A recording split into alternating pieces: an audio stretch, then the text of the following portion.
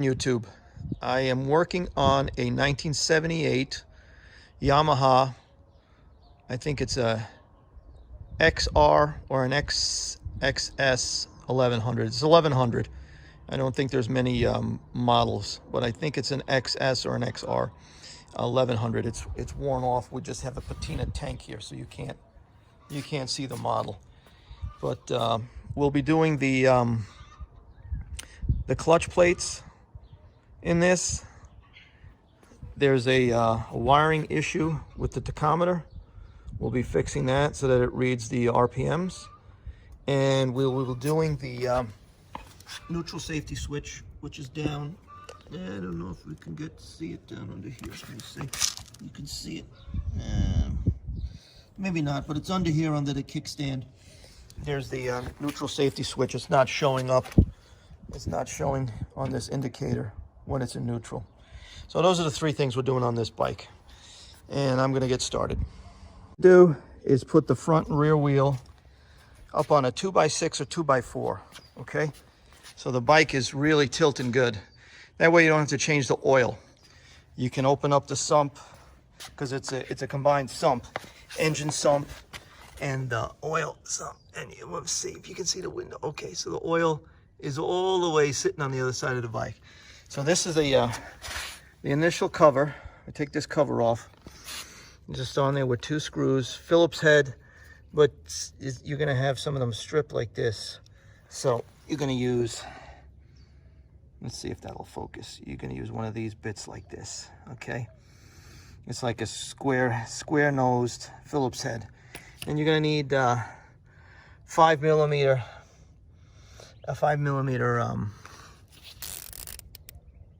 Allen hex head. And it's all the way around here, 5 millimeters all the way around, okay? So we're gonna take that off next and get down inside there. Here you have a spring holding, this is the clutch cable. Clutch cable comes up and goes up to the handlebars right here, comes down and goes in here. This is the cover to adjust it on here. I guess you remove this screw, or this nut rather, and you adjust it, the tighten or loosen it. So we're gonna take this assembly off so we can get the whole cover off. All right? Actually, I probably don't need to because this goes through. Well, I guess I could run this through, or I could just take the whole cover off. We'll see. I'll let you know in the next step. Off. 2 quick observations. There's a fastener right down in there. You see it from here. You can't get to it without moving this foot peg. So you have to open up, this is 17 millimeters. You open up the, I guess it's not going through the swing arm, but it's a motor mount, okay? 17 millimeters, open it up with your impact driver or impact wrench. Just enough so that you can just move it back and forth, move it around a little bit, okay? So now we got the cover off. You have a kickstart mechanism. You got to make sure this spring, when you put it back together again, is going to be on this piece of the case right here. This spring, this hook right here on the spring, sits right on this piece right here. And make sure you mount the shaft, the Kickstarter shaft, down where it's supposed to be. Everything looks pretty clean in here. The gasket broke right down here.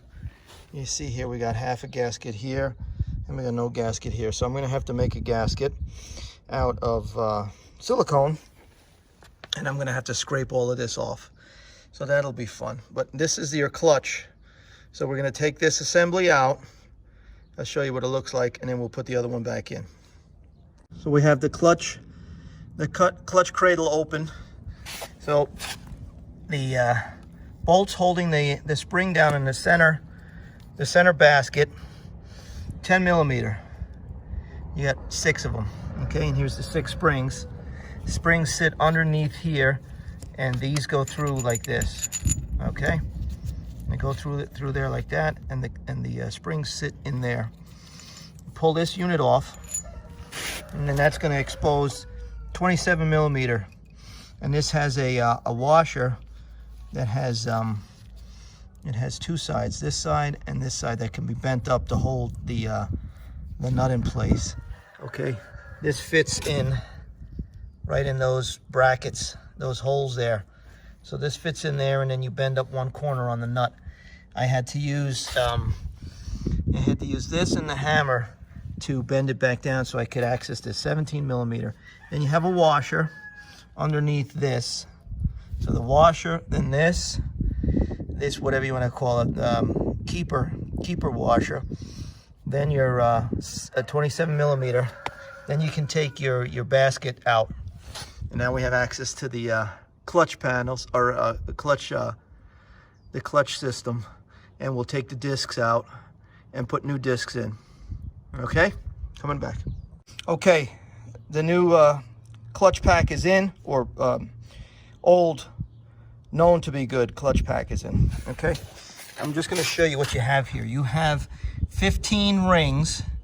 You have 8 with the gripping material, and then you have 7 discs, metal discs in between, and these go together. They're squeezed together, and they lock up the system so that the gears engage. And then when you pull the clutch lever, you pull it in, it opens up and releases so that they can spin, so that the gears can spin freely. And you can change gears then without the engine being engaged. So you have 8 of these, and then 7 metal plates that go in between. Okay, so it's back together. And make sure your teeth line up. You see how I have the teeth lined up for the most part? Make sure the teeth line up. And now we're going to install this basket, and then the washer, and then the washer keeper, the one that locks into those holes there, and then the bolt. And then we're going to put in this with the springs, and then we can close it back up, but I'm going to have to build a gasket. The clutch discs are back in, the clutch pack's in there. We've got the center basket put in. We've got the washer, then we've got the retainer washer. We've got the nut fastened down, and we have the washer crimped, as you can see, crimped along the edge so that it doesn't loosen. And we have, you hear that? We have good contact. Okay, next step. Center basket. We've got all 6 springs in there, and we have the retaining bolts holding them in, but I didn't fasten them down. I want you to look here. There's a little keeper on here. And make sure your springs are sitting correctly, that they're seated correctly behind that keeper, all right, so that they go up and down correctly. And then we're going to fasten these down. I'm going to go around and fasten it down. With regard to the bolts on the this spring bucket, okay, we have the 6 springs behind here. You're doing them at 7.2 foot-pounds, 7.2 foot-pounds as per the manual. Okay, I'm going to tighten them up or untighten them and get them all even as needed. Next. Okay, these are done to 7.2 foot-pounds. Now you're just going to have to keep going around, because once you tighten one up, the other one's going to get loose.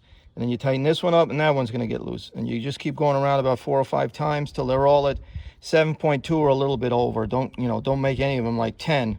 But if you're at 7.4 or 7.5, it's not going to kill nothing. Okay, so we have that in there. This is all assembled.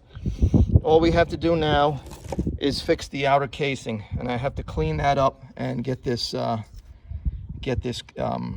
gasket off of here. So that's going to be with a blade, and then we're going to put a little bit of Permatex gray. We're going to put gray on here because this is a what do you call, oil-cooled old style engine. It's going to be vibrating, so we want to use gray, high vibration, high torque,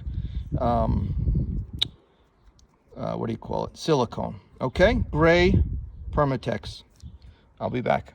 Just before I'm putting it back together again, so I scratched off all the old gasket, and I cleaned with 4-aught steel wool, which is the best thing. It's not going to really scratch, and it's going to take off all the the imperfection. So you see that's pretty good. There's a few spots I just couldn't get it off, but the outer casing itself is perfectly clean. So we're gonna put the silicone on the outer casing, and we're just gonna squeeze it up against the inner casing, let it sit for about a half an hour, and then torque it down to torque specs. Okay, that's the next step. You have to take the rear mounting bracket out, the bolt that goes through the case and through the rear of the motor, because you have to get this this, what do you call it, foot peg out of the way. You have to bend it down. Otherwise, you have to put your kick shift, your kickstart in, and you have to get the spring on there. You have to put it in where it belongs. There's a block that goes into the casing so that it doesn't spin any further, and then the kickstart goes this way, and you have to put the spring around it and fasten it on here. And then have to make sure that's mounted in there correctly, and put the spring on so that it spins back when it goes down. When you kick, it brings it back to where it starts. So that has to be mounted, and you have to be able to put the case right over it. So you have to bring this down, and you have to loosen this. You have to loosen this. You have to loosen back here. You have to loosen off the exhaust. All three of these, and then you can get it to sit in there perfectly. Okay, we're at the last step. The case is on, and I snugged these up. So you do them hand tight, and then you give them maybe a quarter turn with the ratchet, just to get both parts of the casing tacked up to the silicone. And then just let it sit. Just let it sit for like a half an hour, and let it dry a little bit, and then we'll torque it down to the torque specs. So I let about an hour go by instead of a half an hour to be on the safe side. We are going to torque down all these hex bolts to 8.7 foot-pounds. That's what the service manual says, 8.7 foot-pounds for 6mm bolts. All right, so we're going to torque them down, and then that will be it. We'll put this cover back on, and we'll take it for a test drive and see how it works. All right, that's it. Mike Machine's out. Any questions, leave them in the comments.